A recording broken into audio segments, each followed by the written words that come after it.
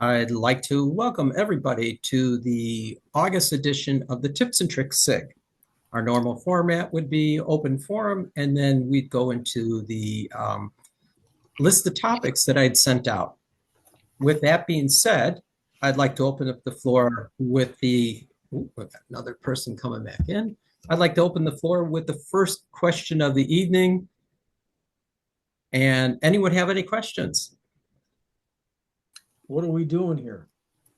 Well, you were finished eating dinner, and I'm standing in a blurry room, and Bob is out east. This is great. We got representation on two parts of this country. We got representation from Boston and from Hawaii. And somewhere else, I don't know, is anyone from down south? Anyone from up north? I'd like to have this whole geography thing going on, but this is great. We're missing our fellow from Seattle. Yes, we are. And I will bet you he will come in. That will give us the Pacific Northwest. And I don't know, Len, are you local or are you out of state? I'm south, Matson, Illinois. You're Matson. See, I'm loving this. I am absolutely loving this that we are expanded our group to encompass large areas of this wonderful nation and world that we're in. Yeah. This is great. So with that, I do open up the floor for first question of the evening. If anyone has any questions, please throw them out of the group.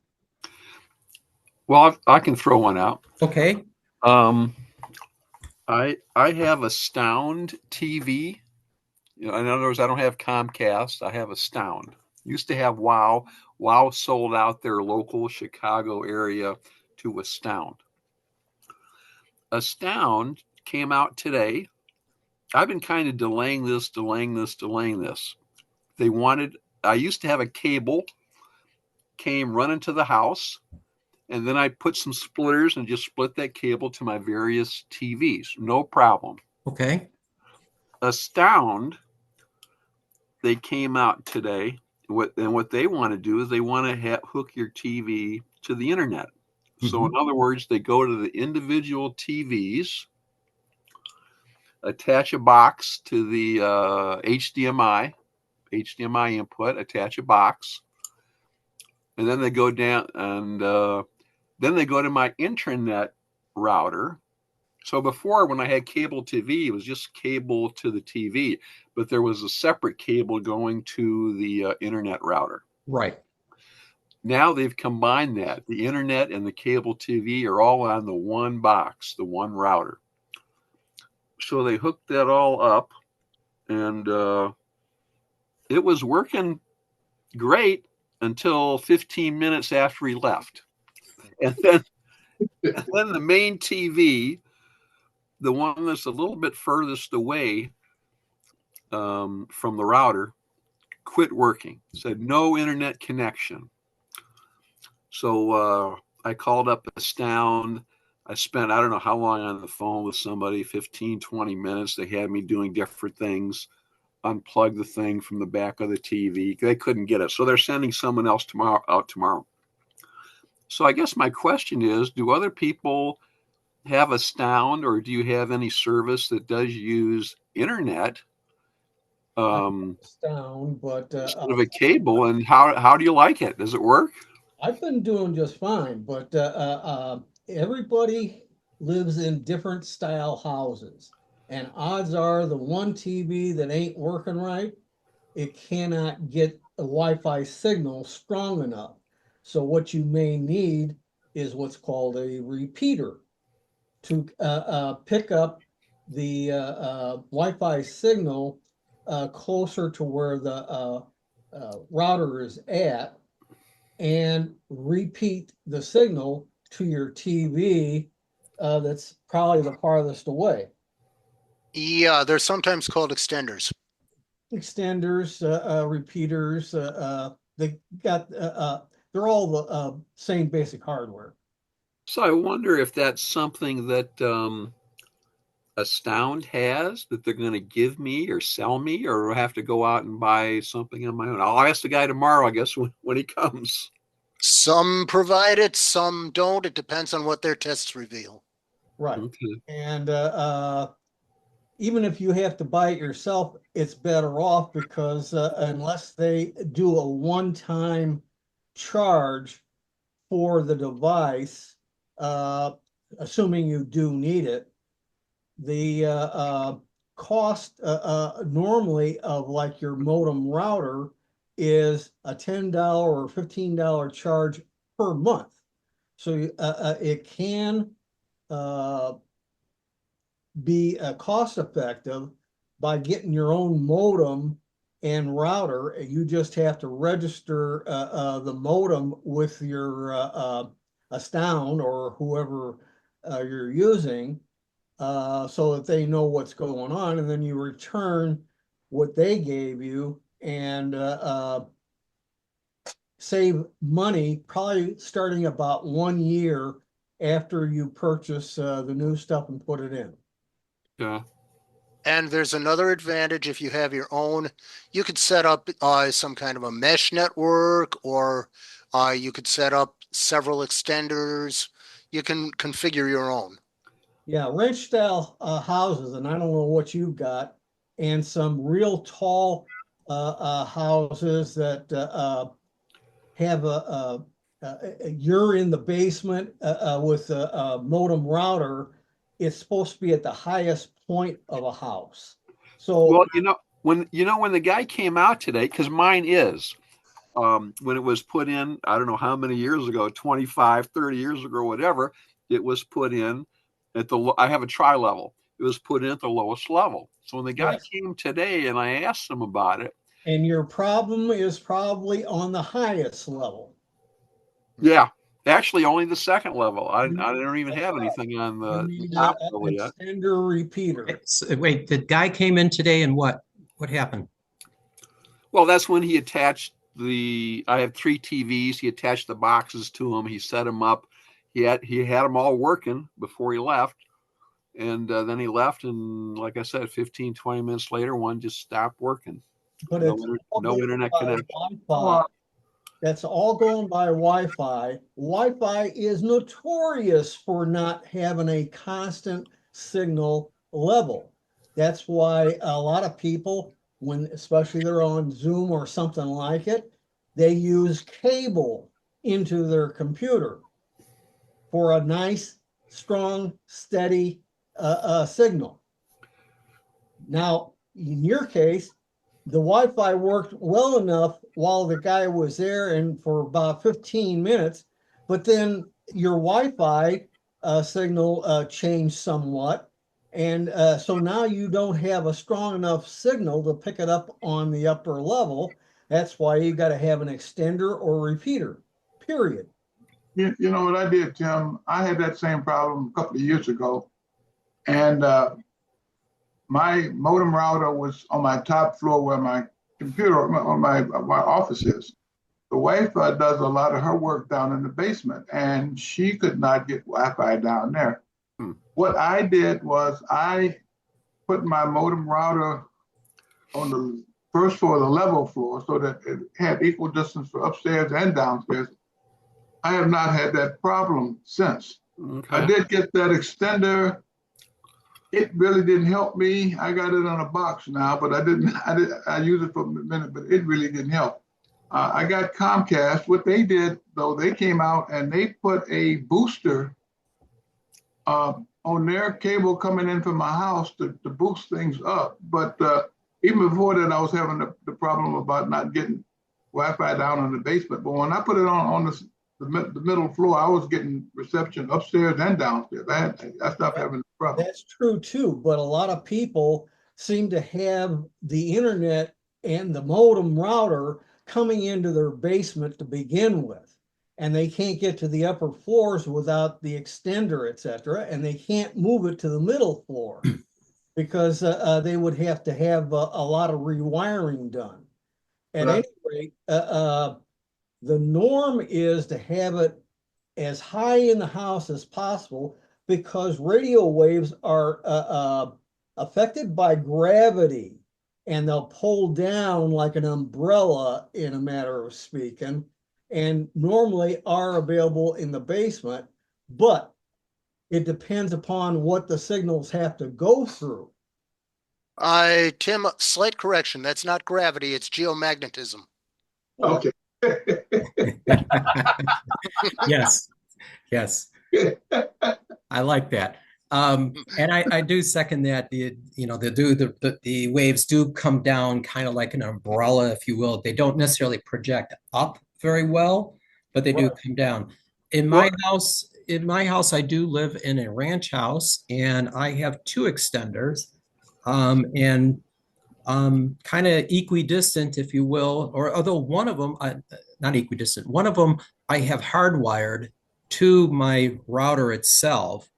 And this one I put out, in my case, it's out by my garage, if you will. So it's on the other side of a physical firewall, because garages have to have a firewall. It's an attached garage, so they have to have a physical firewall between the two.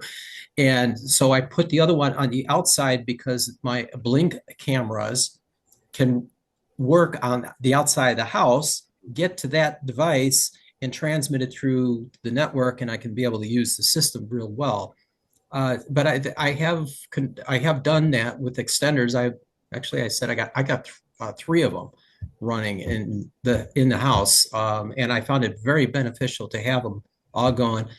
I personally have set mine up where they duplicate my IPs across, and they have the same common name. Other people will want to configure them in a different mode where you have each one labeled differently, so your access points will have a different name as you're walking through the house. But I wanted to make it seamless so that when we're using a portable device like a tablet or even our laptops, and we're walking around from room to room, that it switches automatically to any available higher signal quality access point. But this is what I've done. Maybe it's not the right way, but this is how I set mine up. The brand of extender doesn't really make Not much difference. No, huge difference. I use two of them are TP-Link, and one of them is one I picked up at Aldi, and another one is, I don't even know the name on that one. So Aldi, the grocery store? Absolutely. Okay. Yeah. Aldi, the grocery store. Did I say four? Three? One, two, one. They've got other things. Three. And it's three of them. So, two It of was them. right next to the jelly, I guess. Yeah, exactly. Well, they get those special buys in. Actually, they had it in the refrigerator or freezer section. Yeah, they do get their special buys in that they sell, and every now and then they'll have a Wi-Fi extender in there, and I got it pretty darn cheap. I think it was less than $20 for them. Okay. Sanford, Yes. you mixed two terms, extender and access point. Are those different things? Well, the device uses.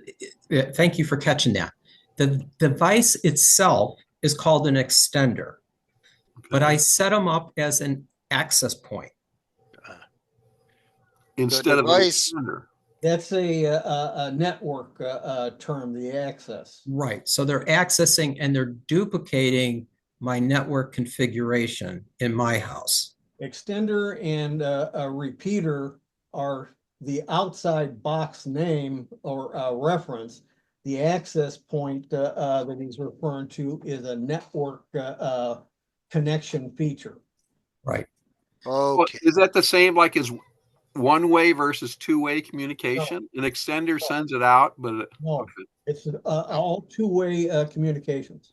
I think it's just a vernacular. It's just a play on the words, and I wouldn't worry about it. It's just the way I set mine up and the way it seems to work. So I do agree. You can have multiple ones in the house if you have a very big house, or you have a problematic location and you need to boost the signal. The ideal way would be to run an RJ45 from your router directly to the device, and then let it work as your extender or / access point. It's kind of, I think the terms are kind of interchangeable, and I'm kind of not exactly right on this, but somebody else could correct me, and Bob is right on that right now. I can see Bob's the point that I want to make is when you actually go inside the device, the router, Yes. you can set it up either as a normal router or as an access point, and that is yet another use of that term. Right. And I don't set them, I the said- individual devices as a router. I set them up as an access point. Now, see, the thing is, Dennis, your repeater can probably go on the main floor. It's open. In between the basement, Okay, the upper floor, thank you. and it'll probably be good enough for your needs.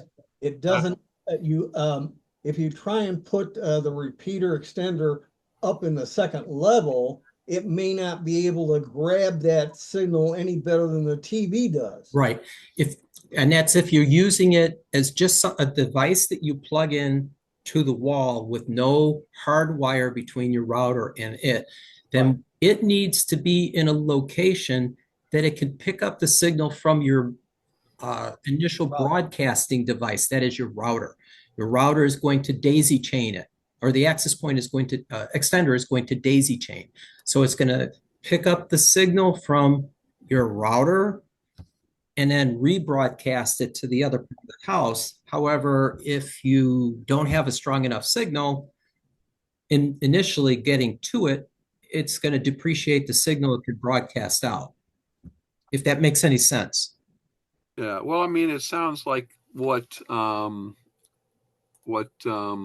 Len was saying, that he Yeah. put it in, but it still didn't seem to have the strength to get out there. Right. Well, you know what? I did two things. That, you know, when I brought that modem router to my second, middle floor, that was one thing. But you know, like I said, I have Comcast, and what they did, they came and they put, and I think it's what you said, Bob. Maybe that's what I just call it a booster. Probably what same thing that Bob said that it was. They hooked that up before it got to my modem router. As Comcast cable came into my house in the basement, down in the basement, they got a booster that connects to that cable that goes up through the floor and to my family room area where I got my modem router, and it's boosting the power in through that. Since it's on the middle floor, then I get great reception upstairs, and I get great reception downstairs in the basement. Good. Yeah, That's good. I think the take-home lesson on this is the summary. You need a strong signal in to anything that's going to repeat, so that it can send a nice strong signal out with minimum delay, what is sometimes called lag. Right. Okay. So there's nothing wrong with doing this, and it's encourageable in all houses. You do not necessarily have to buy an extender to do this. If you have an old router hanging around, you can configure that to do the exact same thing. Is that right? Yes, you could Yes. take an old router and you Yes. no longer, you turn it off from being you go in and you have to configure it, but no longer is it going to be a router, it's going to be an access point. And you can configure that in the software that's built into it.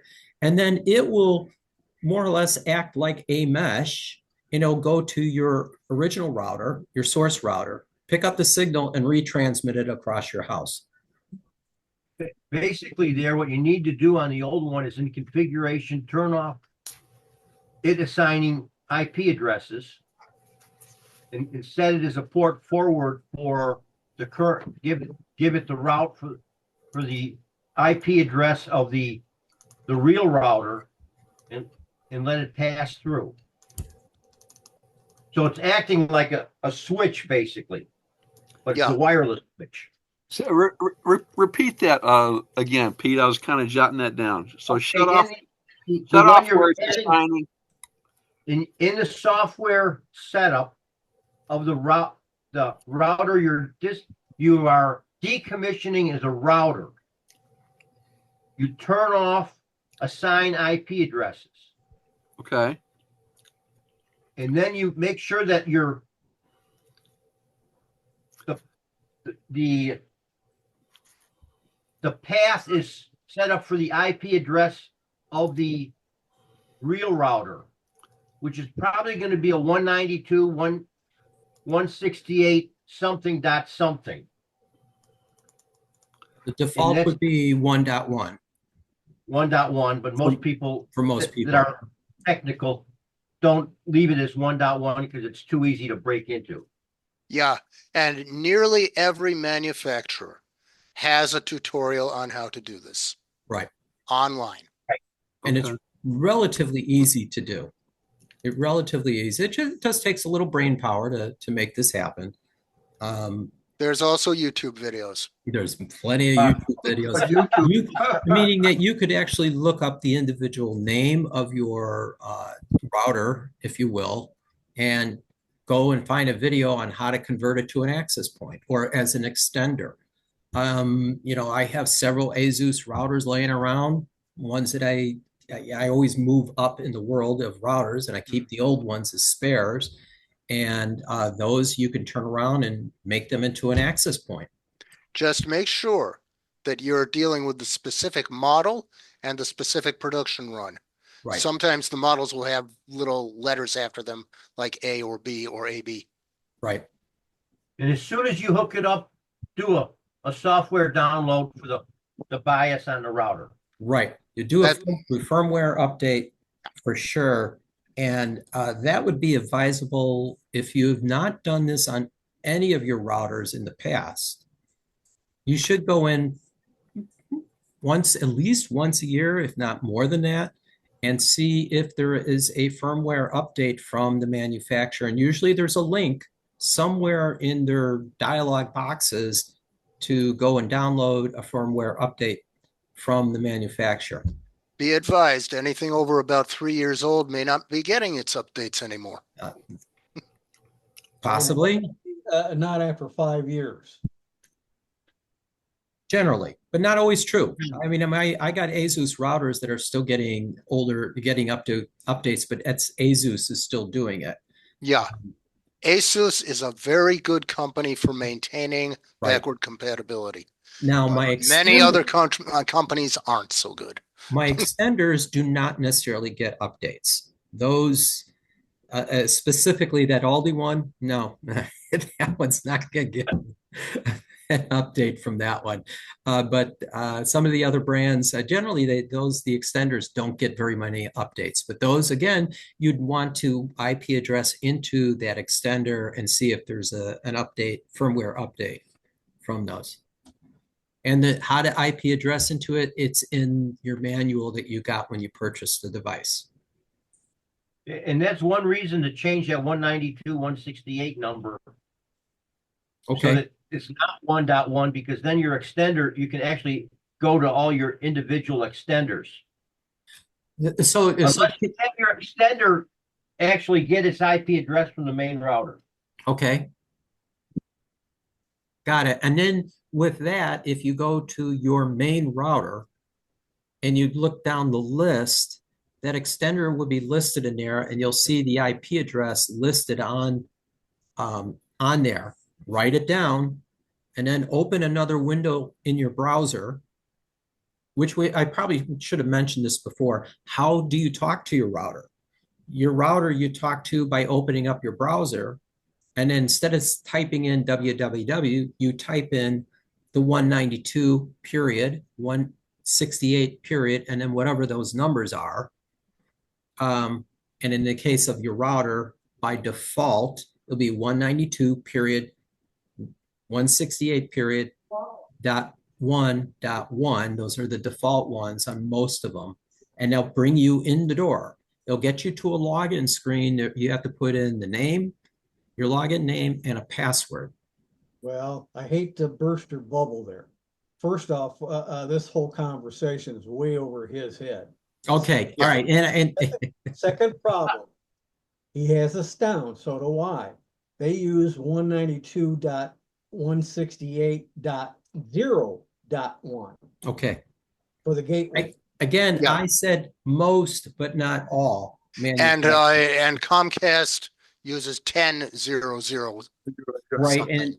and your Comcast device, the IP address will be printed on the bottom of the device. Right. Okay, You're so right. that would be how you'd get into the Comcast. If you're getting it from a cable company, that will be on the bottom of And that may be the same case for LEN Len, if you pick up the device and look on the bottom or on the back of it, it will tell you the IP address to get You into. talking about my router modem?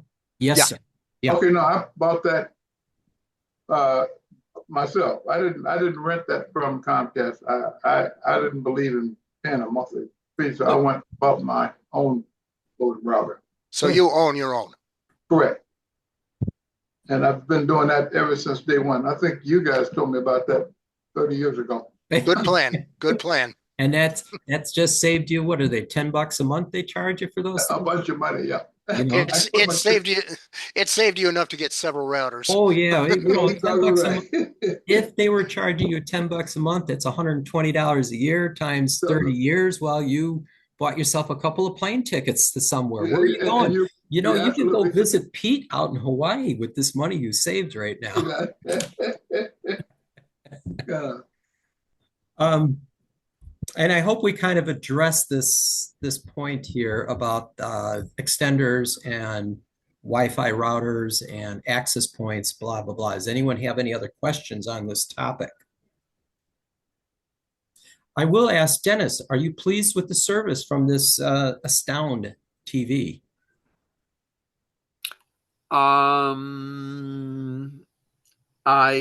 I had been, but again, once they took over from WOW, everything was pretty much the same, Okay. Do you have to rent their hardware? No. Oh, No. so they put these boxes on the back of your TVs for free? Correct. Ooh, okay, cool. I'm surprised.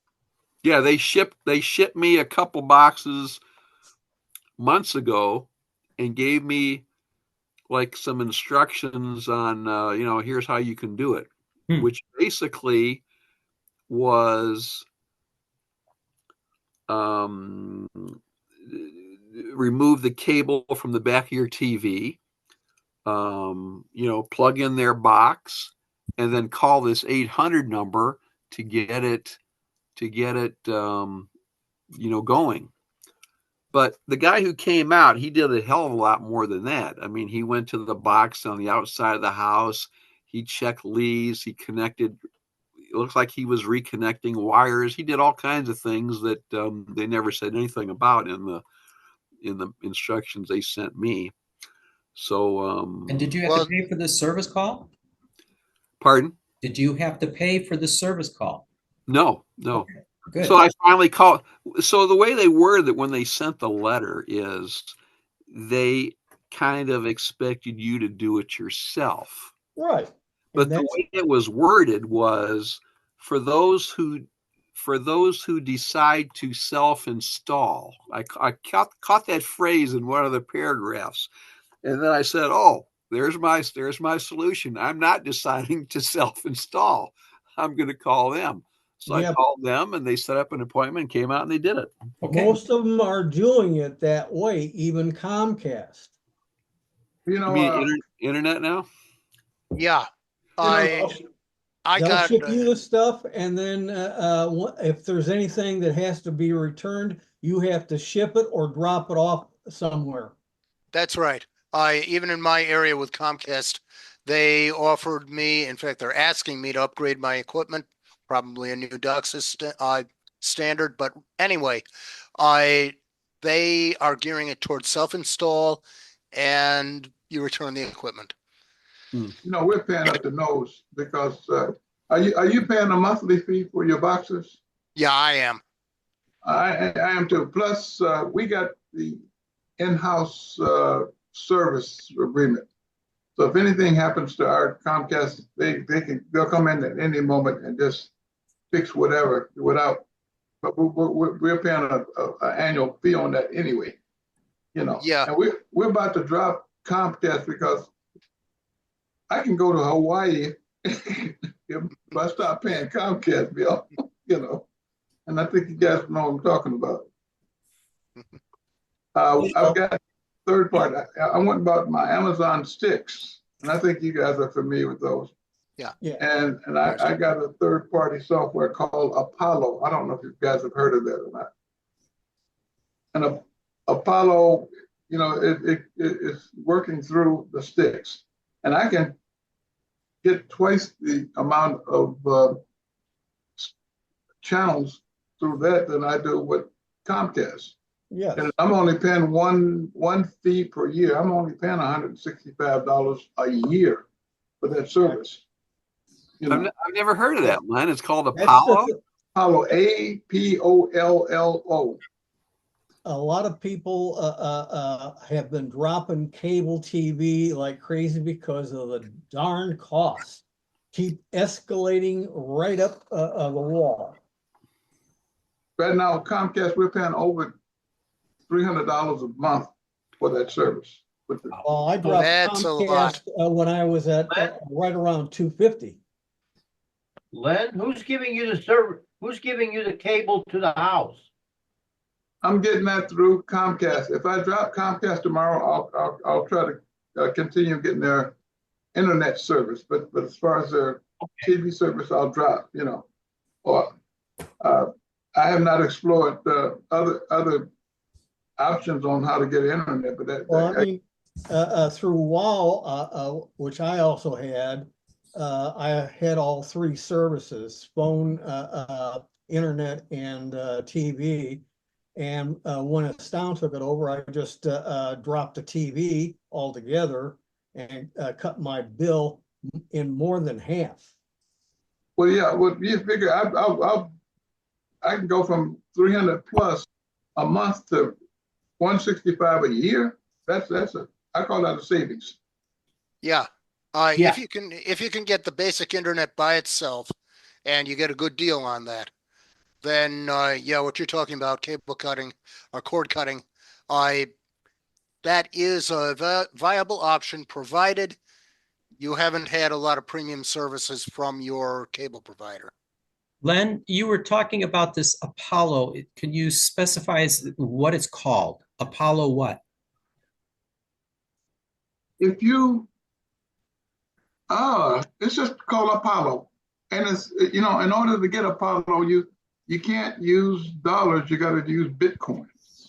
So you got. Oh, so is this like a VPN service? Something like that, yeah. Okay. So Apollo, I'm trying to find this. This is why I'm asking VPN. Apollo Group TV. Yeah, that's it. That's exactly what it is. But you know what? My ex-neighbor has been using it, I bet you, probably the last 5 or 6 years. And when I was down visiting him down in Nashville, he got me hooked on it. And I said, I've been at it now probably 6-8 months. And I'm great with it now. Okay, so Len, if you want to give me your username and password, I'll log into here. Okay. But they won't take money, Len. They only take Bitcoin. Well, you know what? You got to go through what is it, the service, the Cash App, and you go with US dollars Cash App, but they'll convert that to Bitcoin and they'll take it that way. Wait. How do you get your Bitcoin again? You go through Cash App. Cash App. Okay. If you bring Apollo Group TV up, on your computer, it will walk you through on how to subscribe. Okay, well, I've got that open here. And let's see, we got Apollo Group TV, leading TV streaming provider, is what it says here. It says IPTV. So it's an internet-based TV software. And it says it's available for Fire Stick. Apparently $15 a month. Okay. You see what it says, the 159? $15 a month. Professional? Yeah. Yeah, that also is there.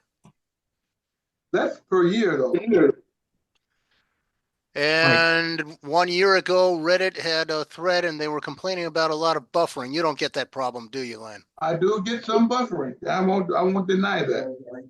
And but I don't get it a lot. You know what I mean? But you'll get some buffering.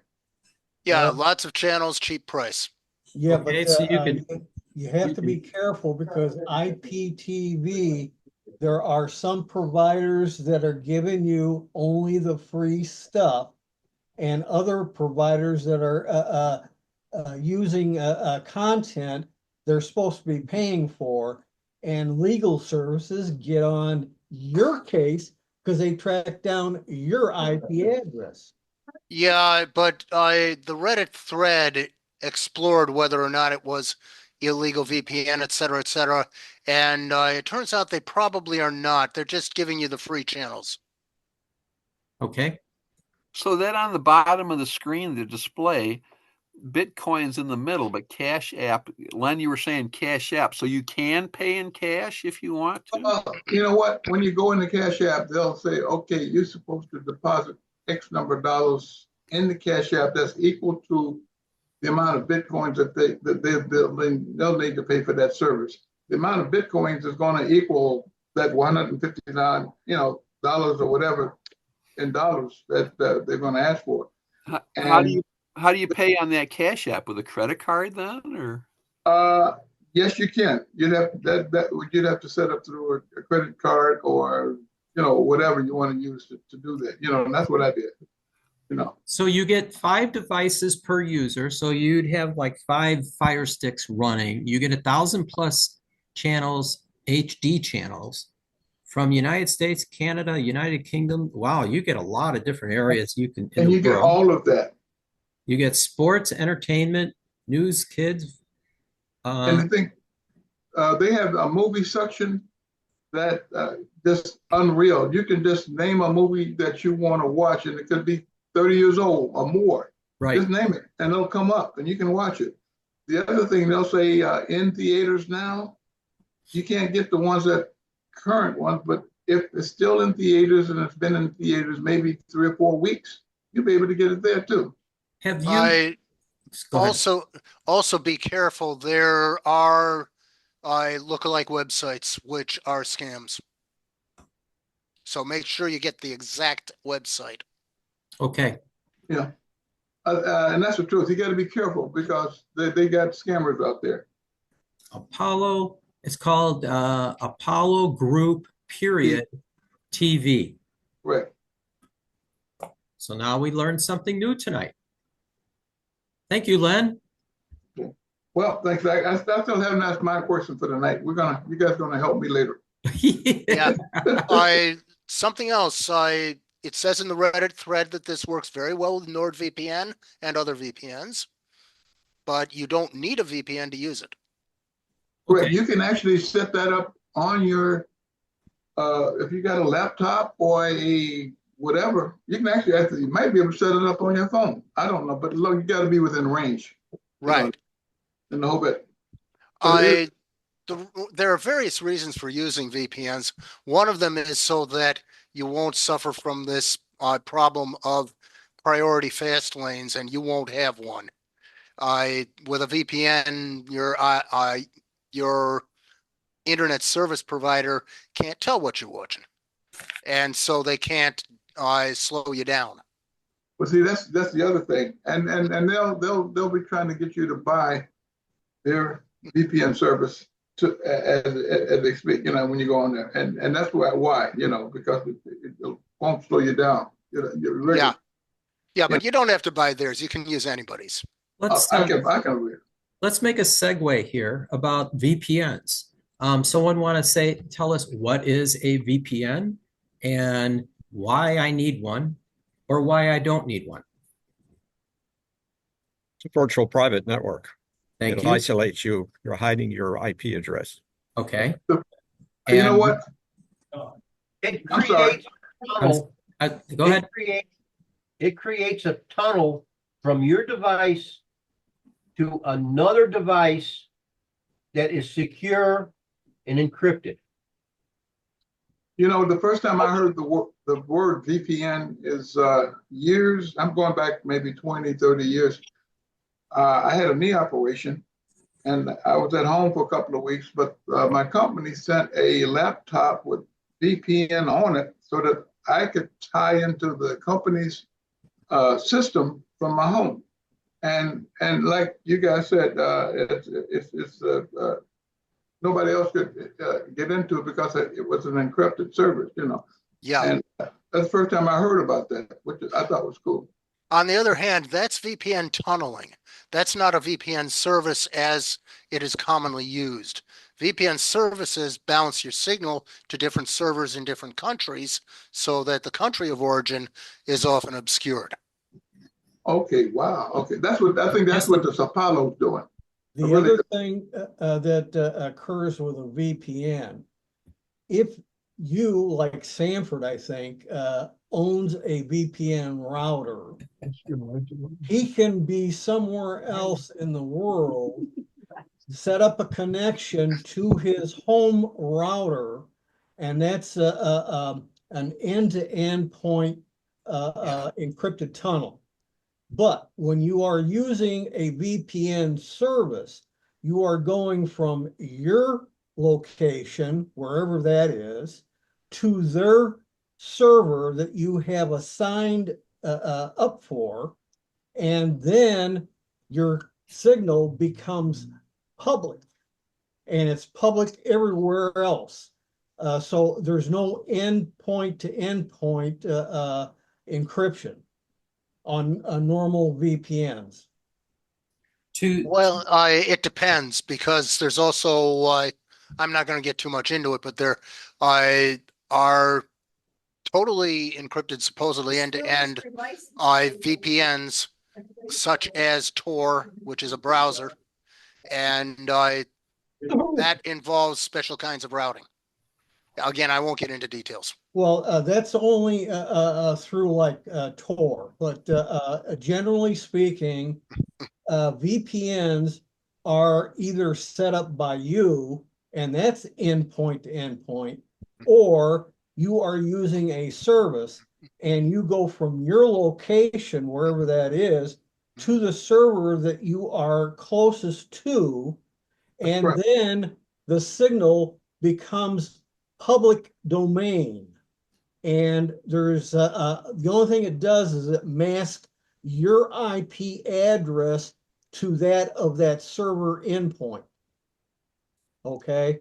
But if I subscribe to that service, and when I get that VPN, it'll show you wherever that is. It'll show you the city and town and all that where you're connected to.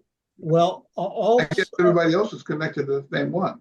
all VPN services have different number of cities, states, countries, et cetera, Most of the VPNs that are from the United States, you get the whole United States and many different locations, like mine's out of Chicago. But I can change that from Chicago to, say, LA or something like that. Okay. But from my house to, say, LA, that's encrypted. But once it gets to the server at LA, it becomes in the public. That's normal. And that's what most VPN services are. If you, on the other hand, in your home, have a VPN router of your own, you can VPN into that router from anywhere in the world, see the content of your computers, and like Sanford has his own movie library, he can watch whatever he has stored on his system at home through a VPN, and nobody else knows about it except him. I'd like to just add to that why I use a VPN in my router, which is an ASUS brand.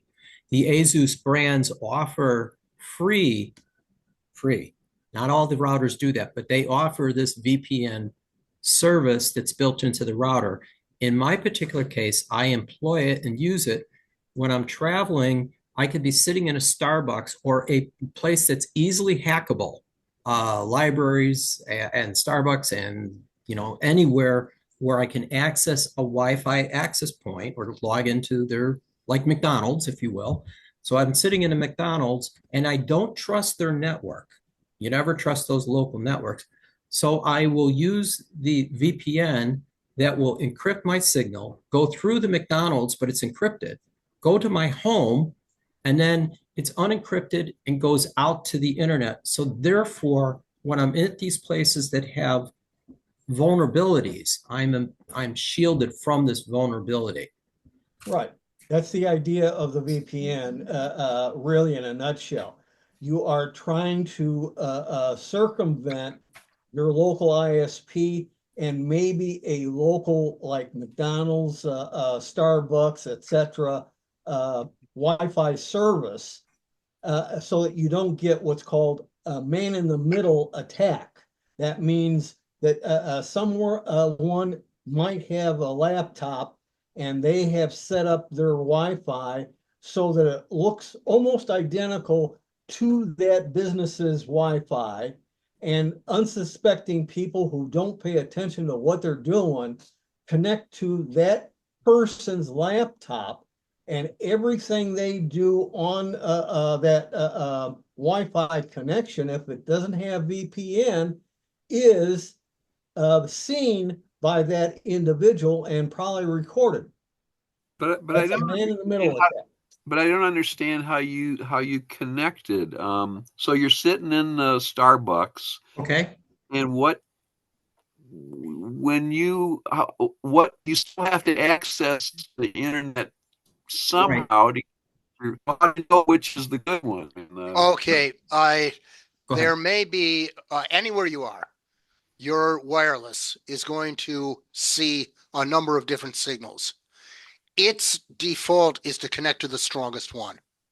Unfortunately, that might be somebody close by to you who's spoofing the network with a very similar name on their own equipment. Whereas the real network may actually have a weaker signal. And so you don't want to be connecting by default automatically. And to further this, so you have a little additional information. In order for me to use it, I would receive a certificate from my router itself at home. So at home, I'll go to my router and I'll request a certificate that it can generate for me. This is something I can just pluck out of it, email to myself, wherever. Then I'll use an app called Open API. I think that's what they call it. And that app will employ that certificate so that when I turn on the VPN function, Open API will then filter and create the VPN loop to my router using that certificate. I hope that explained it. It sounds complicated, but it is really easy to do. Really easy to do. So one of the things is I had a business laptop. Yep. You connect to the internet, and then you get a login screen on your machine that actually runs the VPN software that has a certificate built in. Right.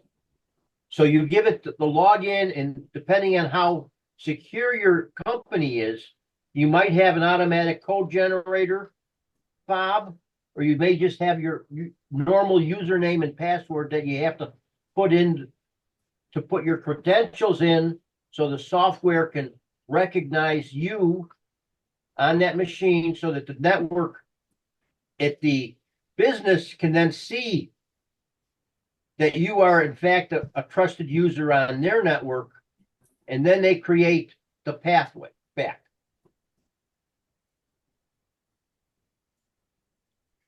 The long and short of it is they do control access and they do have security features. Right.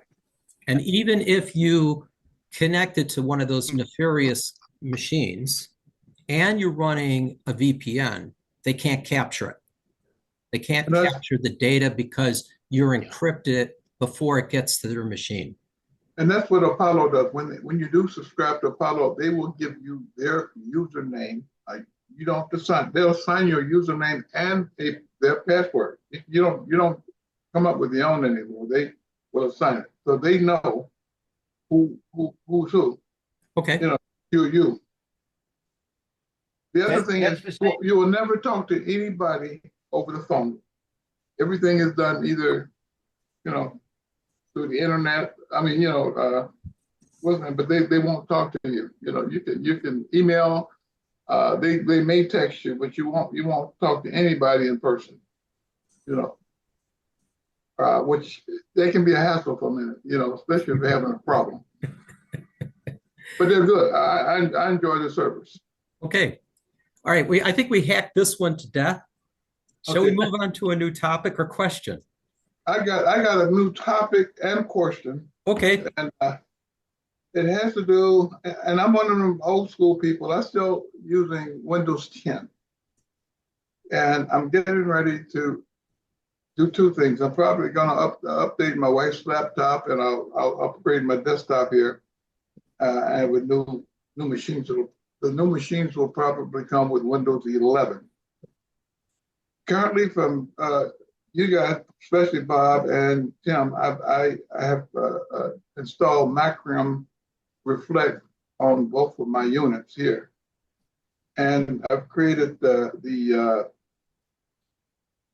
rescue disk for both, and I do a backup. I do three things. I do a monthly backup, I do a weekly, and then I do a nightly. And the whole bit. But I guess what I'm saying is, I've never tried to go back and retrieve any of that information. It kind of scares me to go back. But I'm saying, if I buy a new machine, how do I get all the old information into the new machine? And I would think I would probably use Macrium Reflex to do that. And I'm not sure. I don't know. I'm asking Bob and/or Tim. Well, the first thing you need to know is you will need to install it and get the license keys into the new machines. Once you have done that, they will be able to access your existing backups that were done under those license keys. Tim will have more. Right. It's also a case where, first off, in Macrium Reflect, on the top menu, there's one labeled Other. The first item is create a rescue flash disk. Okay, that's what I've done. Okay, For both that's, machines. you have to boot the computer with the rescue media, and it defaults when it comes up. I'm talking about the new machine now, right? Yes. And now here's the key. Windows 11 on any machine right now doesn't use a COA, which is the label that used to be on boxes, okay? And bottom line is, there's a chip on the motherboard that has your license, okay? So in order to take what you have on the old machine and put it on the new machine, you're wiping out whatever is on that machine, period. The new machine. That's right. Number two, you will boot the machine via that rescue media. It automatically comes up in restore mode, but you got to find the last backup you made that's hopefully a full backup, and you restore that information to the new machine. That's what wipes out Windows 11. Then you just get on the internet when you're up and running. You get go to Microsoft. You go to Microsoft and you take and get the media creation tool. And bottom line is you will create a new Windows 11 bootable media also. You plug that in and you can upgrade your 10 system you just put on there to 11 while the system is running. When you stick in that USB drive, it will pop up probably a window in Explorer showing you the content, and the last item in the content is setup. You double click that and you follow the instructions, and it will upgrade your system from that 10 to 11, and now you go into 11's settings and you start customizing that to your needs and taste. Question. What about your third-party apps that you have on your Windows 10 machine that I don't know if they'll run on 11 or not? Will they automatically? I have yet, and I'm not saying it doesn't exist, I have yet to have anything that runs on 10 not run on 11. That's the question I'm asking. I'm going to try with my wife with the laptop first. So if I Oh, you are a real risk taker. He's going to Oh, yeah. use his wife's system, not his own. if I may inject into this conversation about using Macrium Reflect for this purpose in this exercise, have a little concern over here. That is to say, you're buying a brand new laptop per se, and it's going to come pre-installed with Windows 11 on there. Correct. What you're proposing to do is to wipe out the operating system that came installed, install your old operating Windows 10 system on that machine, then do an in-place upgrade from Windows 10 to 11. Correct. For the That's sole what Tim is saying. purpose, for the sole purpose of retaining the software that you currently have on that machine. Plus data. And I'm going to be a devil's advocate here and say, why the heck are you doing this? And that's why I'm here tonight. Okay. And other people in the group may say this is a great way of going, but I would think, it's just me. I would think that it'd be better off to take that original Virgin installation of Windows 11 and then start loading in the programs and the data that you want on there and let it build up a whole new system from zero. Sanford, that depends on how much software you have installed. That is, And no, I agree with you. And the more software you have installed, the more complex this becomes because you're now adding a layer of crap on top of crap. Because assuming, just like me, I get a machine and I start loading it up and loading it up and loading it up. And over time, it becomes very dogged down because the Windows side-by-side gets huge. You've got a lot of software on there that you may or may not need anymore. And is this the right way to go? Because when you're all said and done, you're basically taking your old stuff and just putting it on a faster box. And the box may not be significantly faster as you would hope it would be, but it would be if you would have went from a Windows 11 original install and start putting the stuff on there. So this is just a perspective. Someone else want to chime in on this, please do. Can I add to that though? Yeah. A lot of those programs that you're saying that I should install on 11, I don't have the original program anymore. I've had those programs on my old computer for so long. I don't have the original disk for those programs anymore. They're running on my system, but they're not. I don't have. If they were to lose it tomorrow, I'm SOL. And these are ones that you frequently use, or are they off? Yes. Okay. And you've tried to, do you still have license keys for these, or were they freewares? No, I got license keys. I could probably go into my download folder and probably find them. That's where most of the keys are right now. Maybe they shouldn't be there, but that's where a lot of them are. Most of them are. Okay.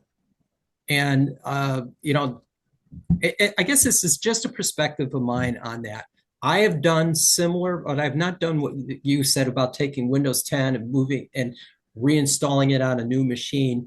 What I had found when I did this from older operating systems, not necessarily 10, but like Windows 7, and I tried to move it to another hardware box, I would always seem to run into driver issues and hardware related issues that would interrupt the reboot sequence when I first started it up, and I spent hours debugging and getting it to up and run. But again, this is the older days with Windows 10. I mean, Windows 7, not 10. I've never done it in this experiment. I've done it both ways, the way you're talking about Sanford and the way I described it to Leonard, because I have multiple machines. This is, as a tech, what I experiment with on my own stuff. Now, there are times on some Windows 10s, I would agree with Sanford. If I've got all the software, I can get my hands on a fresh copy of all the software, and my keys will support that newer version of software. That is the way to go.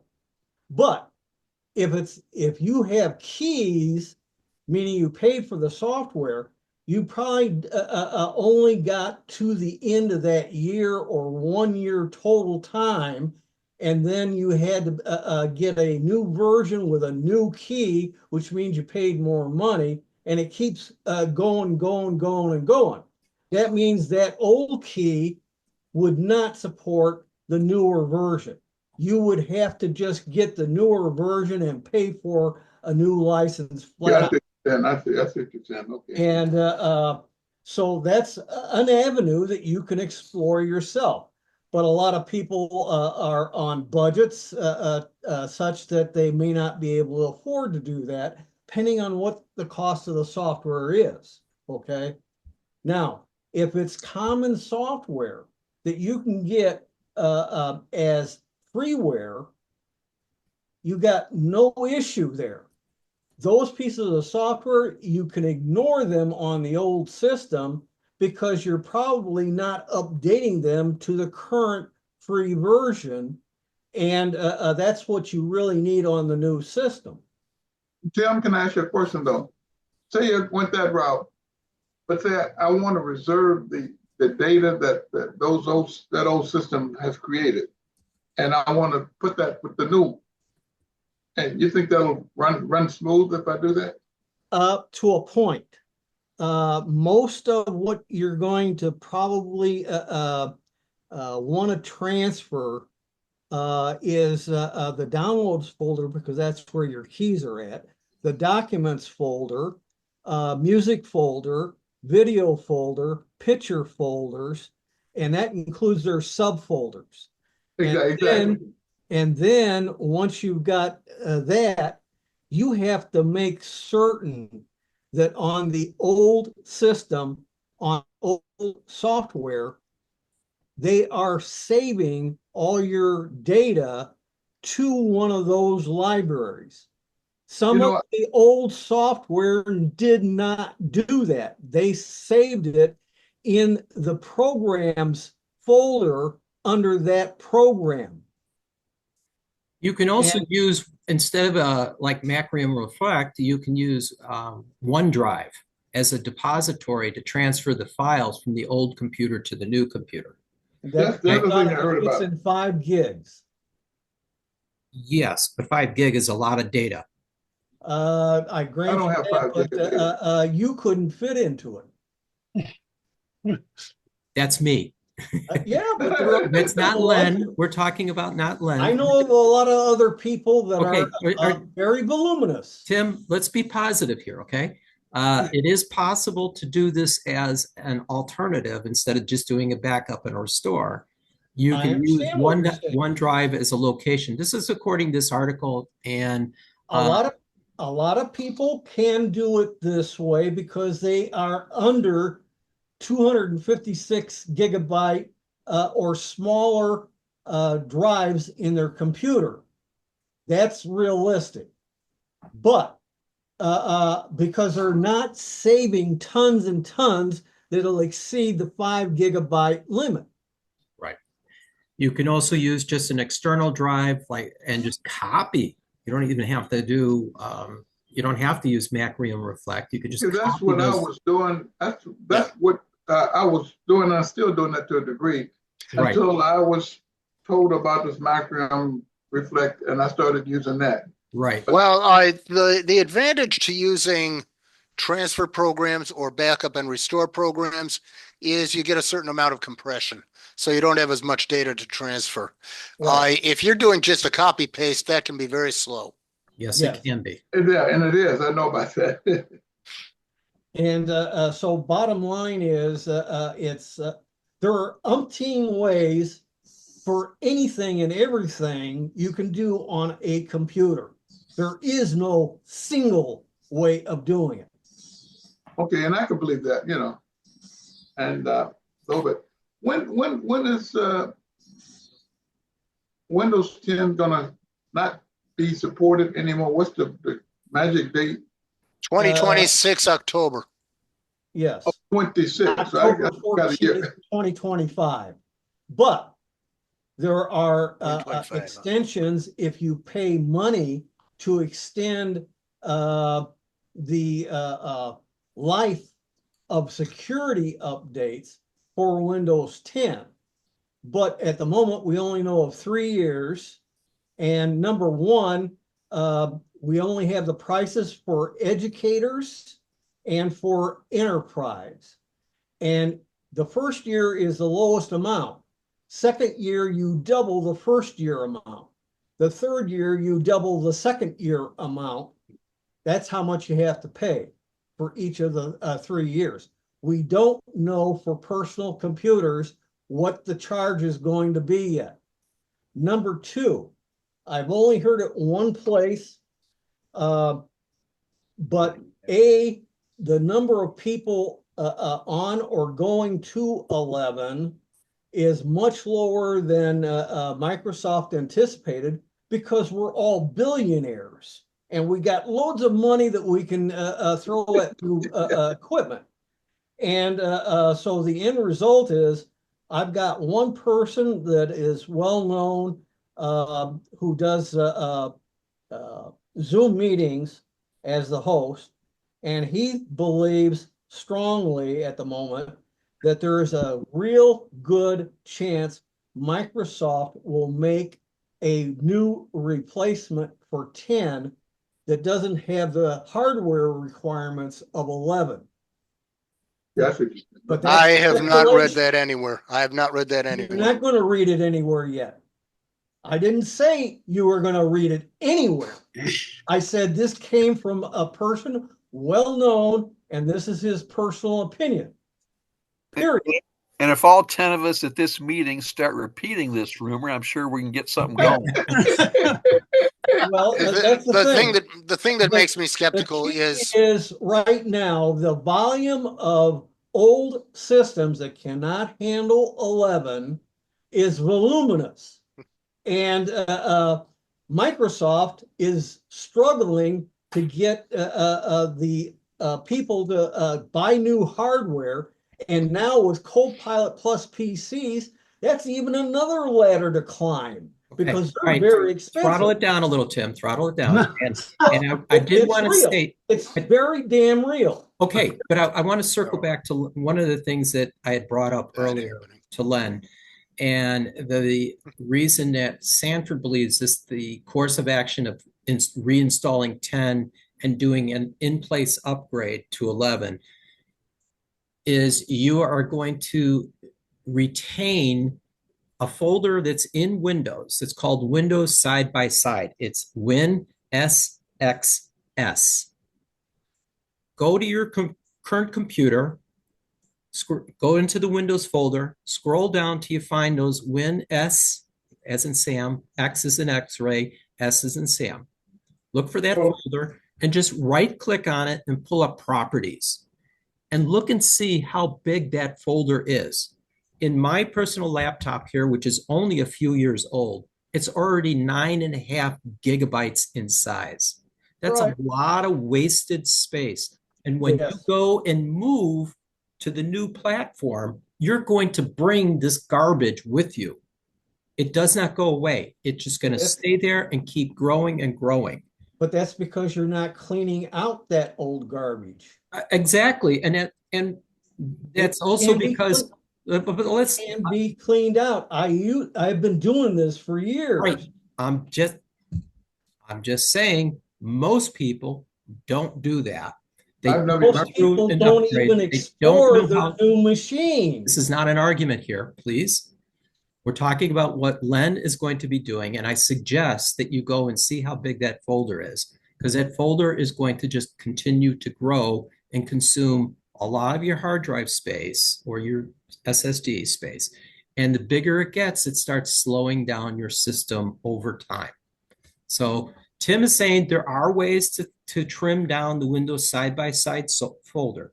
It's something you could do. It could be risky and not be risky. There are procedures. We could go through this at a later meeting, but I want you to be aware of this situation. That's Good. it. Okay? All Oh, right. there's he's probably got more junk on there besides the side-by-side library. Right. And that too has to be taken into account. You have to learn how to use proper tools to do all the cleaning maintenance to get rid of that garbage. And you'll shrink it down dramatically. Right. Okay. Did we answer your question, Len? No. Sort of. Sort of. We didn't tell you there are ways to move your software and data over, and you may want to evaluate which software you need to move over. Well, yeah, and you already told me what I want, I'm going back to my old system of just taking my drives as I want, like the music and the data, the documents, and just moving them over individually. I'll take the time to do it. The other solution is install what you know you're going to need onto the new machine and keep your old machine for when you need to run that old stuff. And I'll keep the old machine. I was gonna run games on it. Right. And if it's games, kidding. You just turn it around and make that your gaming machine. Okay. And if you can't port those games over, then they're going to stay resident on that machine. But if you can port them over, that is, you can reinstall them onto that new machine, well, that's great. And then you can delete them off your old one or just leave them there. Okay. But make sure you leave both machines running so you can test it and be happy with the configuration and how it's going to perform on the new one versus the old one. Exactly. Okay? Yeah, I agree. I don't get rid of old computers until I'm sure I'm happy with the new one and whatever operating system upgrades that entails. And they can always sit on a shelf for years, and then you open it back up, turn it on, And I got a couple downstairs. and then you go, what the heck did I use that for? Yeah, exactly. How do I find this program? See, that's Yeah. the thing. When you've got older equipment that you're replacing, you never get rid of it right away until you're convinced the new system is set up and running everything you need to run right now. Okay. And second of all, if the old equipment is old enough, you just take out the hard drive. There are interfaces for them, and you can still look at the content of that hard drive on the new computer. Or you could back up the data from the old computer before you do anything by way of getting rid of the drive or the computer. That's what I'm doing now. And data backups, as you probably know, should be separate from system backups. System backups need only to do certain basic things, whereas data backups, you may have specialized caches of data that you want to preserve in different ways. Now, what does Macrom Reflect do? I thought that That's a system I thought my rescue disk backs up all my system files. Macro Reflect is, especially if you got the free version, is strictly a total system backup. Anything that's on your existing drive gets backed up, and that includes the garbage. That's what I'm doing now. I didn't get the free version. I bought the version. If you got the paid version, now you have, besides the full image capability of the hard disk, you also have the ability to make incremental or differential backups. I do all three. Just the changes. I do all three right now. That's fine. But once you, if you do incremental backups or differential backups, the next time you do a full image backup, and you need to do them once in a while, okay? All preceding incremental backups and differential backups are obsolete. They can be erased, reuse that space for new incremental differential backup. Okay. Well, I bought a 5 terabyte external hard drive, That's fine. and so that I could run all three. In other words, I could run the full once a month. But once you've done that full system backup, your incrementals and differentials are useless. They're worthless. Okay, that's what you're saying now. I can understand what you're saying. And so you delete them so you can reuse the space for new incremental and differential backups. Well, you know, until the next full system backup.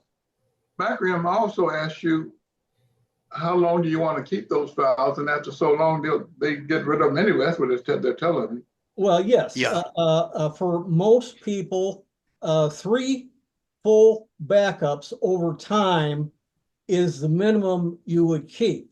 But some people will keep more than that. But once, I would say for most people, you've got 12, say, months worth of full image backups. Right. Anything older, I'd get rid of.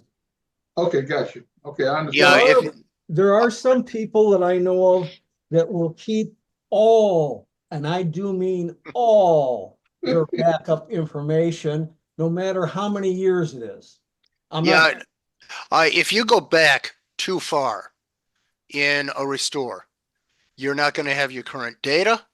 Right. And you're also not going to have your current program versions. And you're going to have a lot of time consuming work to get back to where you were. That's right. Okay, Yes. I can do that. That's I'm not a good. joke.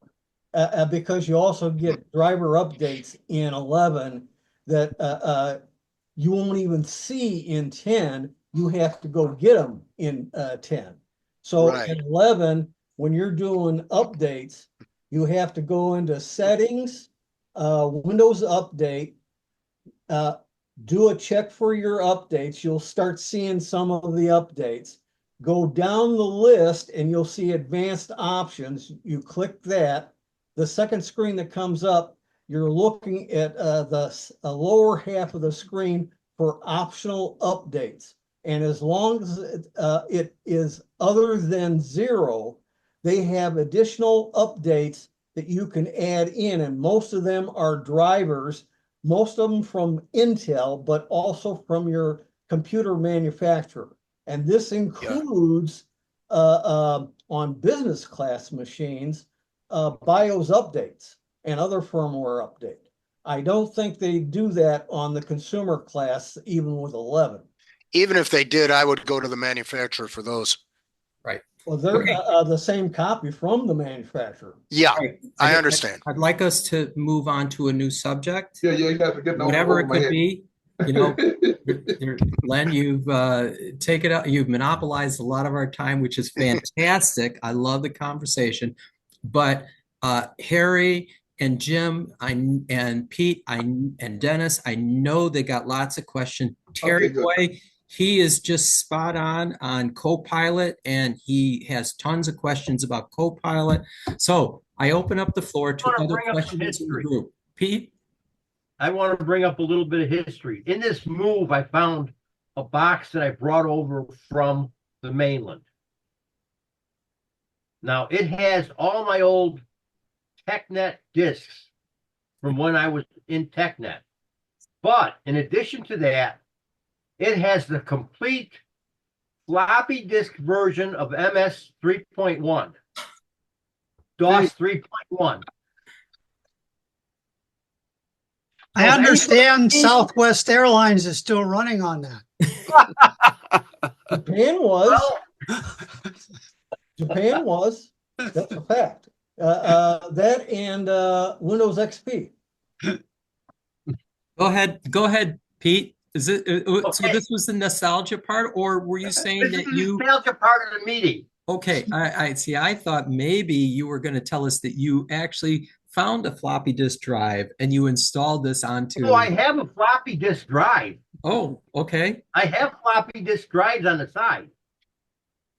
I've got zip drives on the side. Heck, I got a USB floppy drive if I needed it, but I haven't touched that in 10, 15 years. Okay. On the island for 10 years now, almost 10 years now, and haven't touched this. This briefcase. Because the Internal Revenue Service still uses DOS, and they haven't. They're still using it from day one. DOS. All the IRS computers DOS. Okay. And the Illinois Department of Revenue all COBOL. Okay. Jim, did you have a question for the group? No, Oh, darn it. And Harry, I don't know where Harry went. He left us, so he must have had a question, but he got no time to ask us that question. Terry Moy, do you have a question you'd like to throw by the group? Is the OneDrive in Windows 10? Okay.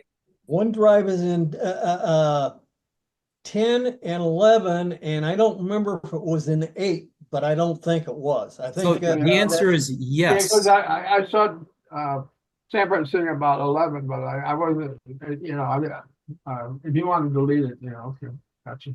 The main thing is that Windows 11 is more tied to OneDrive than Windows 10 was, and Windows 10 is more tied to OneDrive than Windows 7 was. Gotcha. Thank you.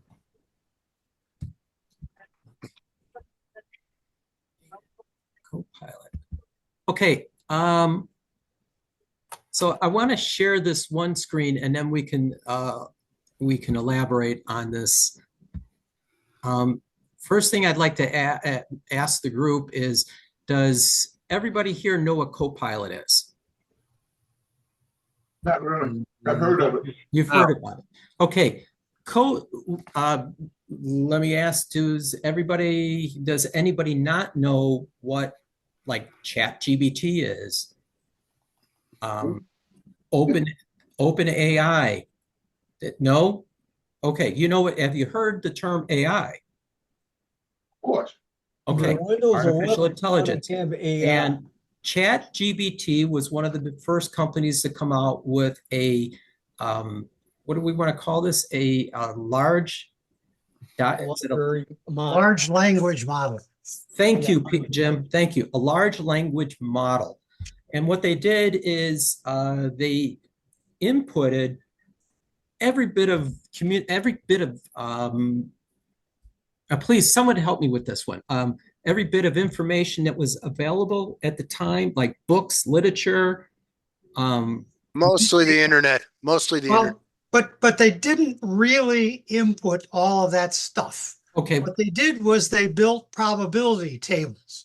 Okay. It said, if you see this word, this is the next one in probability stuff. Okay. So the basic text of all those things isn't really in that software AI system. It's these probability tables and all this, what's the right term? All these parameters that are needed to generate something from that. The learning part, though, is from the volumes of internet available data and other sources of information. And then you have the machine part that says, okay, you want to do a search. Well, I'll figure out what the next words are going to be, so to speak. Right. Oh, yeah. But if you ask it a question, or you ask it to find this chunk of text, it will not go find that chunk of text someplace. No, they We use the probability tables to generate something that matches your description. They already have it in their database, all that information. So I'm not so sure about that. okay, so they do. if I will, Copilot now exists on Windows 10 and it's native in Windows 11. It is their AI model for doing searches, if you will, or asking it to write a paragraph for you. You could tell it to tell you a story, and these softwares will go out and generate a story based off of what you want it to do. To this point, what I was trying to get at is we've talked about ChatGPT and Copilot before, but I tasked it with a question and I was astounded at the response it gave me, more of not the physical part, but what the way it worded the responses I thought was quite amusing. And I wanted to share that with the group. And so I'm going to bring up a Word document that I just copied and pasted Copilot's response to this question. And just give me a second so I can share the screen. Remind me, I have something to show you, Sanford, when Okay. you get All right. partway through this. All right, so here's my question. I'm using iTunes on Windows and I subscribe to a podcast for a long time. For some reason, the subscription setting is now set to off and I cannot turn it on. Why? So I'm asking it kind of a somewhat technical question. The response that it gave me, I busted a gut with it. And here's what it says. There's my question. Copilot says, bear with me, let me scroll down. Sure, would you like to open? No, I don't want it to do that. Sent by Copilot. The mystery case of podcast subscription like a rebellion squirrel. And it gives me a picture of a squirrel. Let's tackle this together. It seems your podcast subscription has gone rogue and decided to take a vacation. Fear not. I've got some tricks up my digital sleeve to help you out. This is not the response I was expecting to get from software to just make fun and light of my problem that I had. And it says it gave me a couple of steps that it could do. And we could read through this, but it was just that first part that just caught my eye. And I was just amazed at it. I think at the last thing, it all else fails. Let's go old school in iTunes, right-click that podcast picture or cover art, blah, blah, blah. Let's see from the menus. I'm sorry, I'm kind of wandering over this quickly. Let's see. Sorry if I'm doing, I think what I wanted to illustrate here was the opening paragraph that really just caught my eye about saying behaving like a rebellious squirrel. Just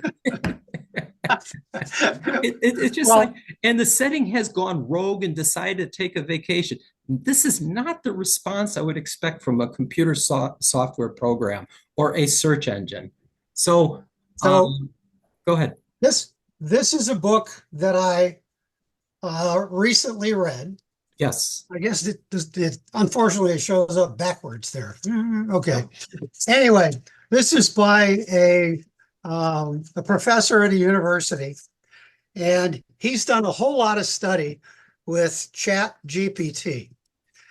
And he contends that when you're working with these AI systems, you should tell the AI system quite a bit about yourself, what kind of a person you are, what kind of things you like to do, what your interests are, things like that, so that when it goes through these probabilities and tries to find answers for you, it can make you happy.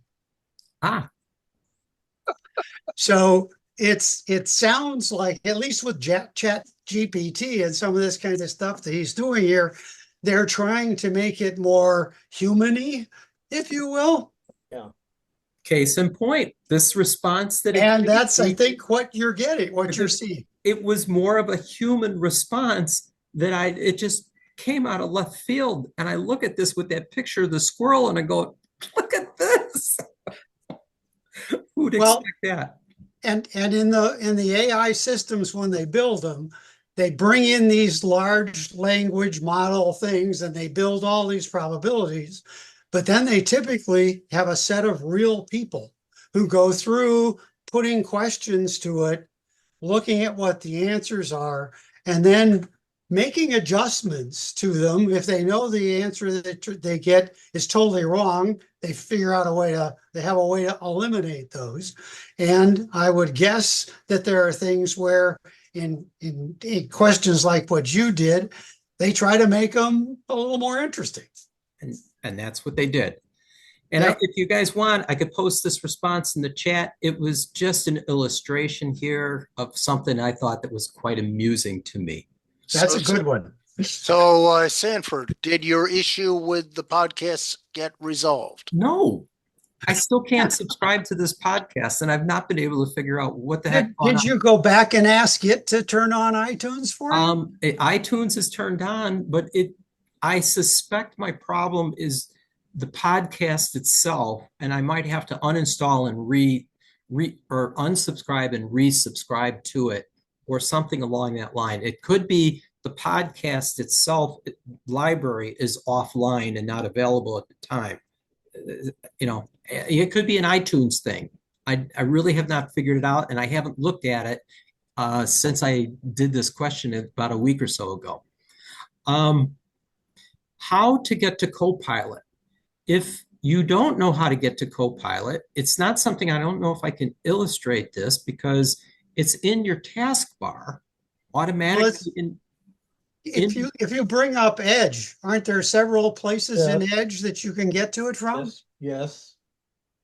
There's Edge has Copilot in it.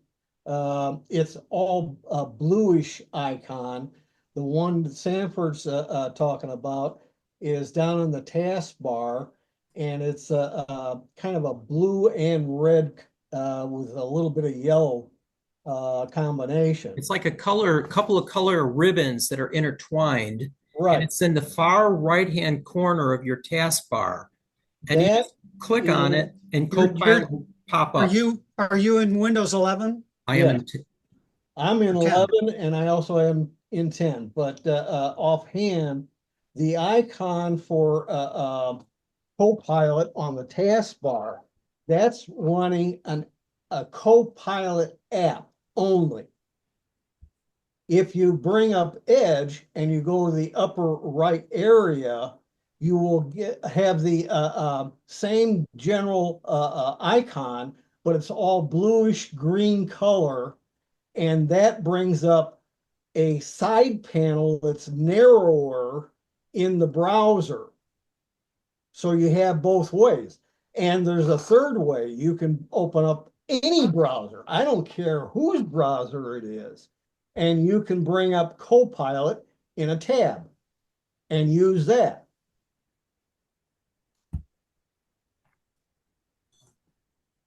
Let's see. Share. So again, there is no one way of doing something. There are umpteen ways. Okay, so as we say, here's Edge, and where the search bar is, you have Copilot there, right on the right-hand side of the search dialog. And you have it also in in the upper right corner, right below X out the browser window. See that bluish one? Bluish green? Bluish green. I see. Right below the X out button for your browser. Oh, yes, I see. It's up here in the. That's Copilot too. Okay. And that one is Control Shift Plus. Something like that. Yeah. And aside from that, on the taskbar, you have a Copilot in 10 and 11. Originally it was 11. Then they made Edge available for 10. So that was how you got Copilot on 10 at first. And then later they put a Copilot app on 10 like it is on 11 that sits on the taskbar. So if I hit the Copilot here, what's it want me to do? Download the app? Oh, down here, I can start typing anything. So if someone wanted us to talk about something, we could just type it in there and it will do it. And note, you are in a new tab. You could have opened up a new tab in, say, Firefox and stuck in Copilot, and you can run Copilot from Firefox. Right. So what's nice about these open AIs is it's basically giving you a new way to search for stuff instead of just using Google. And I got to add one thing more to that. Yes, Sam. And this applies to what Sanford was doing and why he was doing it. He had a problem. The troubleshooting that's been built into Windows is being depreciated and will disappear before long. And the only way you're going to be able to troubleshoot probably is through AI. And I've even been using the AI quite a bit because I've come up with some wing-ding problems the last 4 or 5 months with all different kinds of computers, different operating systems, et cetera, et cetera. And this is how I troubleshoot with AI. Right. It's a new way of searching, and especially if you have something that you would call a complex search with multiple approaches to the problem. That is, I said, I had iTunes, I had a problem opening podcasts, and I couldn't subscribe. These are all things. And if I did this in Google, Google would yield me or give back to me a whole screen of choices. And then it's up to me to go through and open each one of those links and determine, is this the answer to the question? No. Go back to Google, keep looking, go on to the next one. Instead, OpenAI type software or AI software will compile it down to a simple explanation. And then you have to fact check everything that it does. Yes, yes. And which, by the way, means you have to do the search anyway. True. But it depends on what your search is. As I've illustrated before, this is not just searching things like that. It could be setting up a scenario. I illustrated this, I think, at the West Side meeting. I was looking to do a trip. I was pulling my camper trailer. I could only travel so far, so many hours a day. And I wanted to go to campgrounds that had electricity and there were state campgrounds that had open sites available or had sites available at that time. And it's a very complex scenario that I was able to put in there. And then I told it the direction I wanted to drive. I wanted to do a circular route around the state. With that, it gave me a full driving list and told me, day 1, you go here and you can stay at this location. Day 2, you could go here and it would take you so long to get there, et cetera, et cetera, et cetera. A very complex scenario is what I was painting, and ChatGPT was able to fill in the blanks. Did it mislead you at any point? Yes, it did.